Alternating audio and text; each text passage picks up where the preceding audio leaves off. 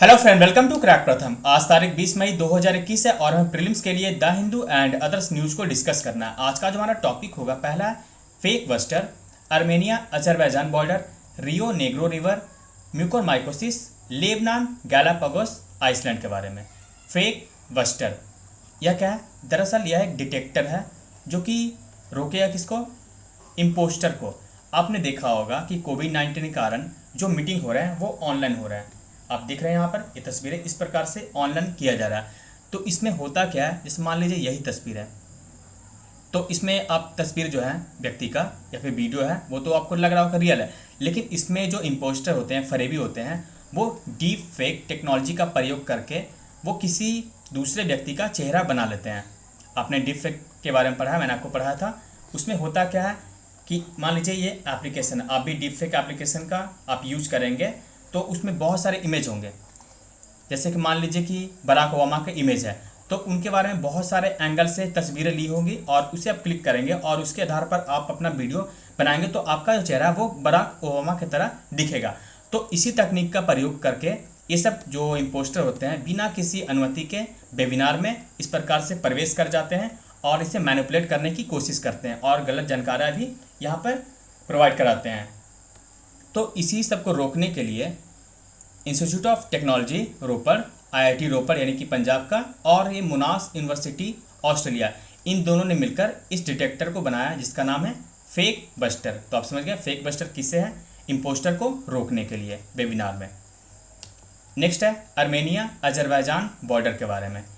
भारत ने इस पर कंसर्न जाहिर किया क्योंकि फिर से यहाँ पर वॉर जैसी स्थिति हो गई, मतलब टेंशन यहाँ पर बढ़ने लगा है। और इसके बाद रसिया ने भी कहा है कि हम हैं जो अर्मेनिया और अजरबैजान के जो बॉर्डर इशू है उसे सुधारने का या फिर उसमें हम सहायता करने का प्रयास कर सकते हैं। दरअसल ये जो अर्मेनिया और अजरबैजान है, इनके बीच जो वॉर चलता है या फिर जो टेंशन चलते हैं वो इस क्षेत्र के लिए है। ये कौन सा क्षेत्र है? ये नागोर्नो काराबाख क्षेत्र है। Nagorno Karabakh. दरअसल ये जो क्षेत्र है यहाँ पर आपको दिख रहा होगा, जो नागोर्नो काराबाख है ये अजरबैजान के अंदर में है ना। लेकिन यहाँ के जो लोग हैं वो सपोर्ट किसको करते हैं? अर्मेनिया को। और अर्मेनिया के जो लोग हैं इनको सपोर्ट करते हैं। इसी कारण से ये जो है अपना एक अलग मुल्क बनाना चाहते हैं या फिर इसमें शामिल होना चाहते हैं, और जिस कारण से इन दोनों राष्ट्रों के बीच टेंशन हमेशा बढ़ती रहती है। तो इसी में अब जो बढ़ा है, तो भारत और रशिया ने यहाँ पर साथ देने की बात की है, कंसर्न भी जाहिर की है। आप यहाँ पे मैप को देखिए पहले, ये देखिए कहाँ पे है अर्मेनिया और अजरबैजान। यहाँ देखिए पश्चिम एशिया के पास ऊपर यहाँ पे कैस्पियन सी है, ये वाली कैस्पियन सी, इसी के सीमा लगती है अजरबैजान से यहाँ पे, लेकिन अर्मेनिया की सीमा नहीं लगती। और ये क्षेत्र कौन सा है? Nagorno Karabakh. दरअसल ये जो टेंशन या फिर विवाद हुआ, इसकी शुरुआत हुई थी वर्ष 1918 से। वर्ष 1918 में अर्मेनिया और अजरबैजान दोनों हैं रशियन एम्पायर से क्या होते हैं, या वहाँ से स्वतंत्र हुए थे, इंडिपेंडेंट हुए थे। लेकिन उसी समय ये तो अलग राष्ट्र बन गया। लेकिन हुआ क्या कि ये जो नागोर्नो काराबाख के जो लोग थे ये अपना एक स्वायत्त क्षेत्र यहाँ पर बनाना चाहते थे। कहाँ पे? अजरबैजान में। और ये अधिकांश जो बात है रसिया की भी मानते थे, और जबकि लोग किसके थे? वो अर्मेनिया के। इसके बाद इन्होंने काफ़ी यहाँ पर विवाद उत्पन्न किया नागोर्नो काराबाख, और ये एक प्रकार से यहाँ पर अपना स्टेट बनाने के लिए 1988 में क्या कराया? नागोर्नो काराबाख के लोगों ने वोटिंग भी कराई, किस में शामिल होने के लिए? अर्मेनिया में। लेकिन इसे अजरबैजान और मॉस्को के द्वारा अस्वीकार कर दिया गया। लेकिन आपको पता है कि जब कोल्ड वर्ल्ड वॉर जब ख़त्म हुआ तो उसके बाद सोवियत संघ बिखर गया, जिसके बाद ये जो येरेवान दरअसल अर्मेनिया के जो एथनिक लोग हैं, सेपरेटिस्ट, वो हैं। तो इन्होंने खूब बढ़ावा दिया इनको, और उनके बाद ये जो काराबाख के लोग हैं इन्होंने अलग होने की पूरी तरह से यहाँ पर युद्ध जैसी छेड़ दी। उसमें लगभग 30,000 लोगों की मौत भी हुई थी 1991 में। इसके बाद से कई बार यहाँ पर युद्ध होता रहता है और अभी भी यहाँ पर वॉर जैसी स्थिति बनती रहती है। नेक्स्ट है रियो नेग्रो रिवर। ये जो रिवर है अमेजन रेन फॉरेस्ट में है। दरअसल ये जो अमेजन की सबसे बड़ी सहायक नदी है कौन? नेग्रो। यहाँ पर देखिए ये उत्तर की ओर है, ये अमेजन नदी की सबसे बड़ी सहायक नदी। चर्चा में इसलिए क्योंकि अमेजन रेन फॉरेस्ट में हैवी रेन हुआ है, और जिस कारण से यहाँ के जो कुछ शहर है जैसे मनाउस, यहाँ का जो कैपिटल है, वहाँ पर बाढ़ जैसी स्थिति बन गई। तो आपको याद रखना है रियो नेग्रो रिवर किसकी सहायक नदी है और कहाँ है? यह दक्षिण अमेरिका में है, ब्राज़ील में बहती और अमेजन की यहाँ पे ये सहायक नदी है सबसे बड़ी। इसका जो उद्गम होता है आप ये देखिए, इसका सोर्स है रियो नेग्रो कोलंबिया से और इसे वहाँ पर ग्योना यानी कि गिनी या फिर रियो नेग्रो नदी भी कहा जाता है। नेक्स्ट है म्यूकोर माइकोसिस। दरअसल ये जो म्यूकोर माइकोसिस है आप यहाँ पे देखिए, यह एक प्रकार का फंगस है जो कि राजस्थान में इसे एपिडेमिक यानी कि महामारी घोषित किया गया है। राजस्थान में इसे ब्लैक फंगस के नाम से भी जाना जाता है।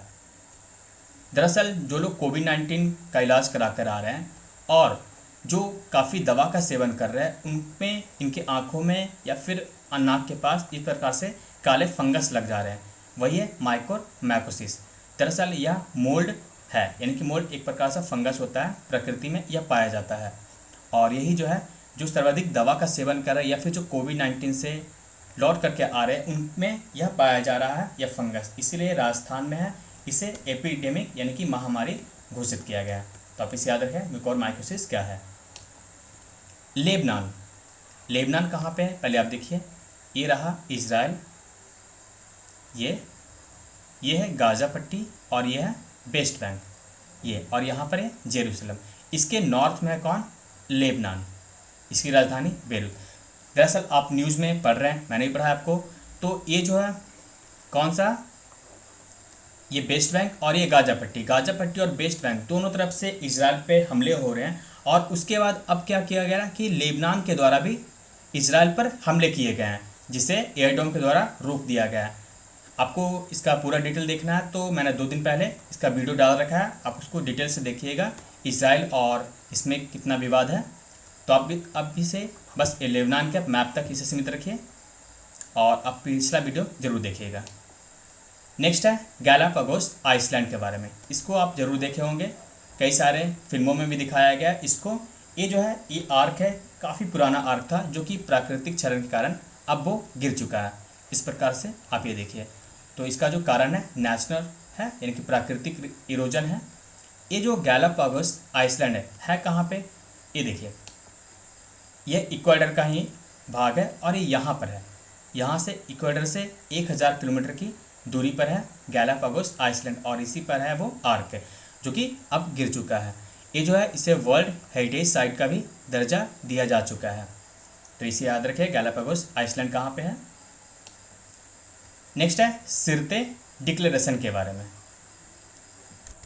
दरअसल यूएनएससी में विदेश मंत्रियों का सम्मेलन चल रहा है, उसी में कल विदेश मंत्री जयशंकर के द्वारा इस सम्मेलन ये जो घोषणा पत्र है सिरते घोषणा पत्र उसको फिर से सपोर्ट किया गया है। दरअसल ये जो घोषणा पत्र है उसे किया गया था 9 सितंबर 1999 को। इसमें बात ये की गई थी कि दो यहाँ पर देख एजुविनी कंसेंसस और सिरते डिक्लेरेशन, इसमें यह प्रावधान किया गया था कि जब भी यूएनएससी का विस्तार किया जाएगा तो उसमें 2 परमानेंट सीट और 5 से 2 यानी कि 2 से 5 नॉन परमानेंट सीट जो है अफ्रीकन नेशन को मिलनी चाहिए। यानी कि यूनाइटेड नेशन सिक्योरिटी काउंसिल में कम से कम 2 परमानेंट सीट किनको मिलनी चाहिए? अफ्रीकन नेशन को, और 2 से 5 नॉन परमानेंट सीट जो मिलनी चाहिए वो अफ्रीकन नेशन को मिलनी चाहिए, इस सिरते डिक्लेरेशन में बोला गया था। तो इस वीडियो में बस इतना ही। Thank you for watching crack प्रथम।